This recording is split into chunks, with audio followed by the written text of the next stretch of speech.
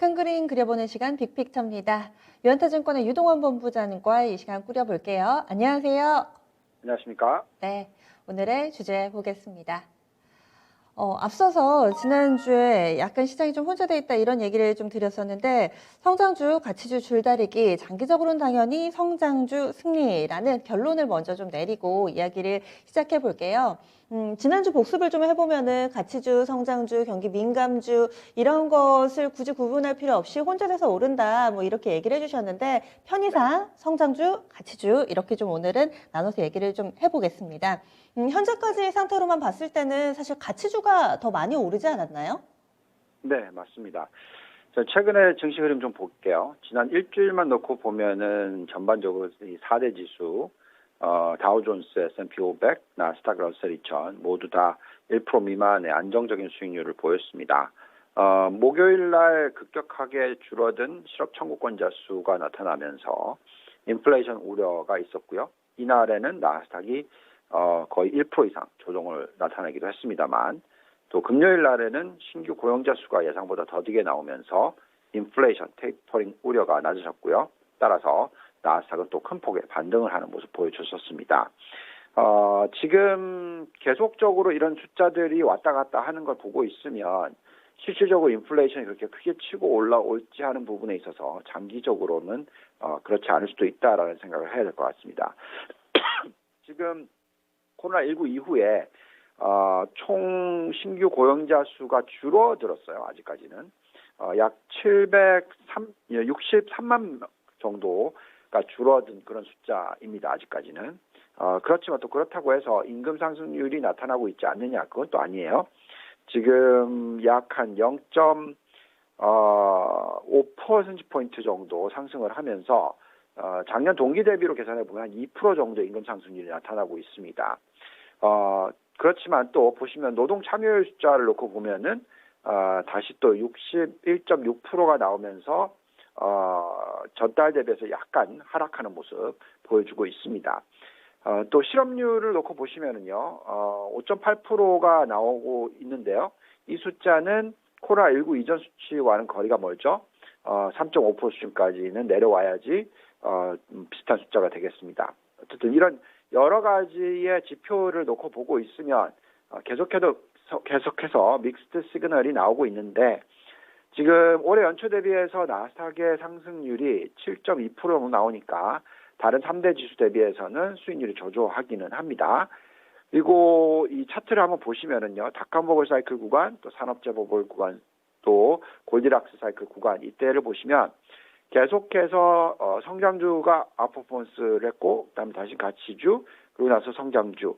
또 최근에 다시 올해 연초 대비해서 보면 가치주가 승리하는 모습을 보여주고 있기는 합니다. 그런데 중요한 부분은 이 가치주의 수익률이 장기적으로 이어질까 하는 부분에 있어서는 좀 의구심이 간다라는 얘기를 해드리고 있고요. 우리가 지금 CRB 인덱스를 놓고 과거 25년 과거치로서 추정을 해볼 때 원자재 가격 급등, 그리고 금리 상승, 가치주의 초과 수익률 달성, 이게 계속 장기적으로 이어지기는 좀 어려울 수가 있다라고 말씀을 드리고 있습니다. 그래서 제가 지난 2, 4분기 시작되면서부터 계속 말씀을 드렸던 내용인데 지금은 성장주냐 가치주냐 이 논란은 좀 버리는 게 좋겠고, 금리가 올라가기 때문에 성장주를 다 버리고 가치주를 사야 된다, 이 논리도 적절하지가 않다라고 판단하고 있고요. 향후 또 금리가 빠르게 올라갈지도 의문이 갑니다. 그래서 지금 우리는 지속적으로 돈을 잘 벌고 있는 기업, 그리고 또 그 버는 수준 대비해서 주가가 저평가되어 있는 기업에 투자를 하는 것이 중요하겠고, 지금은 계속 생산성이 높아지고 있고 수익성이 높아지고 있는 그런 업종과 기업들을 찾으셔서 투자를 하셔야 되는데, 그런 기업들이 성장주일 수도 있고 가치주일 수도 있다라고 말씀을 드리겠습니다. 그런데 오늘의 주제가 장기적으로 보면은 성장주의 승리라고 해주셨잖아요. 그러면은 지금까지 올해 들어서 보여줬던 퍼포먼스와는 다른 장세를 좀 예상을 하시는 건데 그 근거들, 왜 성장하는 종목군들이 좋은지 이런 부분도 설명을 좀 해주세요. 네, 지금 우리가 포트폴리오 상에서 좀 얘기를 해드릴게요. 승리라고 했다 그래서 가치주를 아예 하나도 안 들어간다 이런 얘기는 아니고요. 지금 포트폴리오 구성을 한번 보시면은 우리가 지금 성장주 비중을 60에서 70% 정도 얘기를 하고 있고요. 가치주 비중을 30%에서 40% 정도 얘기하고 있습니다. 간략한 7대3 전략이라고 생각하시면 될 것 같고요. 성장주를 그만큼 더 우위로 가져간다는 얘기가 되겠습니다. 또 선진국과 신흥국을 보시면 7대3 똑같이 가져가는데 선진국과 신흥국 중에서도 우리가 좋아하는 국가들은 성장주 비중이 높다라는 거죠. 예를 들어서 신흥국 중에서 한국과 대만을 좋아하는데 이 두 국가는 경기 민감해 또 IT 강대국이니까 성장주에 대해서 관심을 더 가지는 것이고요. 또 선진국 안에서 미국을 좋아하는데 이 중에서 바이오 업종이라든지 또 IT 업종에 대한 매력도가 가장 높다라고 얘기를 하고 있습니다. 어쨌든 포트폴리오상 구성으로 놓고 보시면은 반도체, 신재생 에너지, 바이오 이 세계 대표적인 성장주 비중을 60, 10% 가져가는 것이고요. 산업재와 소비재 이게 가치주의 대표적인 업종들인데 이를 한 3, 40% 정도 가져가는 것으로 생각해 보시면 될 것 같습니다. 자, 그렇다면 이제 성장주의 가장 대표적인 지수인 나스닥을 보시면요. 지금 삼각박스권을 뚫고 올라가려고 지금 하고 있는 그런 딱 타이밍이에요. 그래서 우리가 판단할 때 만약에 이걸 뚫고 올라간다라고 한다면 그건 펀더멘털이 뒷받침돼야 된다라고 얘기를 하는데 지금 펀더멘털이 뒷받침되고 있습니다. 지금 나스닥의 상승 여력을 기본적으로 보면은 약 한 27.8% 정도가 나오고요. 아주 최고로 보면은 뭐 38.5% 굉장히 높은 숫자가 나오고 있습니다. 여기에 또 나스닥 100을 들여다보면은 거의 42.8%가 나오니까 굉장히 높고요. 또 뭐 법인세율을 갖다가 전체적으로 글로벌 15% 미니멈을 최소한도로 만들겠다라고 하더라도 지금 나스닥 100의 상승 여력은 거의 30%대 중반이 나옵니다. 그래서 이런 펀디멘탈을 놓고 보고 있으면 우리는 이 성장주 투자를 계속적으로 적극적으로 해야 된다라고 얘기해드리고 있고요. 나스닥의 지난 일주일 동안의 이익 전망치만 놓고 계산을 하더라도 지금 0.95% 상승, 0.96% 상승만 일주일만 놓고 봐도 그렇게 높게 나오고 있고요.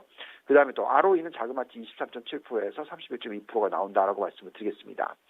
즉 장기적으로 놓고 봤었을 때는 성장주의 매력도가 여전히 높다라는 것을 인정해야 된다라고 말씀을 드리겠고요. 물론 그렇다고 해서 또 다시 말씀을 드린다만 가치주에 대한 투자를 하지 말자 이런 얘기가 아닙니다. 다우존스를 들여다보면 다우존스가 가치주 비중이 높은데 그 매력도가 상당히 높게 나온다라는 말씀을 드리겠고 지금 상승 여력이 20%대 초중반 정도가 나오니까요. 결국 대표적인 ETF로 본다면 나스닥 100을 추종하는 QQQ의 7, 다우존스에 추종하는 DIA의 3 이렇게 투자하는 게 적절하다 말씀드리고 있습니다. 그럼 좀 볼 섹터 좀 봐주세요. 눈여겨볼 만한 섹터 어떤 게 있을까요? 네, 지금 우리가 이제 ROIC나 이런 것들을 들여다보고 있으면은 IT 업종이 정말로 좋게 보여지고요. IT. 지금 워낙 이 이익률이 높다라고 말씀을 드리겠고, 비용 대비해서 굉장히 높은 어떤 이익을 창출해내고 있다라는 것이 중요할 것 같습니다. 또한 우리가 또 에너지 업종으로 놓고 보고 있으면 좀 걱정스럽다라는 얘기들을 많이 해왔는데 특히 S&P 500의 에너지 업종의 매력도가 좀 떨어집니다. 그렇지만 태양광 관련된 업종을 놓고 보시면은요. 지금 중국이 굉장히 잘하고 있어요. 그래서 우리가 지금 중국에 대한 초점을 맞추는 투자 전략이 적절하다라는 얘기를 해드리고 있습니다.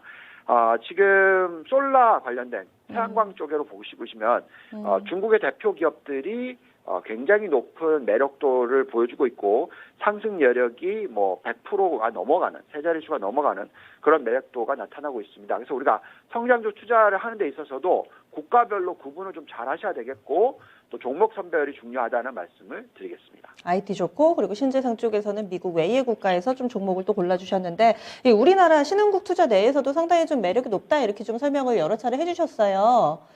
네, 한국도 지금 상당히 매력도가 높다라고 나오고 있고요. 지금 신흥국 투자를 전체 포트폴리오 30% 이상 얘기를 하고 있는데 여기서 절반을 한국 투자를 하자라고까지도 얘기를 하고 있습니다. 한국의 그 삼각박스권도 마찬가지로 나타나고 있고요.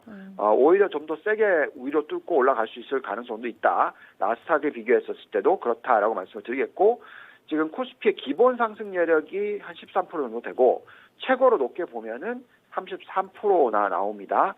그리고 코스닥의 상승 여력도 20%가 넘게 나오고 있어요. 그래서 지금 현재 한국 증시의 매력도는 충분히 성장주 비중이 높기 때문에 또 그리고 경기 민감주 비중이 높기 때문에 매력도가 있다라고 말씀을 드리겠습니다. 네, 알겠습니다. 오늘의 큰 그림 그려주세요. 네, 지금은 성장주, 가치주 구분 말고 돈을 많이 버는 국가, 업종, 기업들을 투자할 때라고 말씀드리겠습니다. 네, 알겠습니다. 오늘 자세한 말씀 고맙습니다. 감사합니다.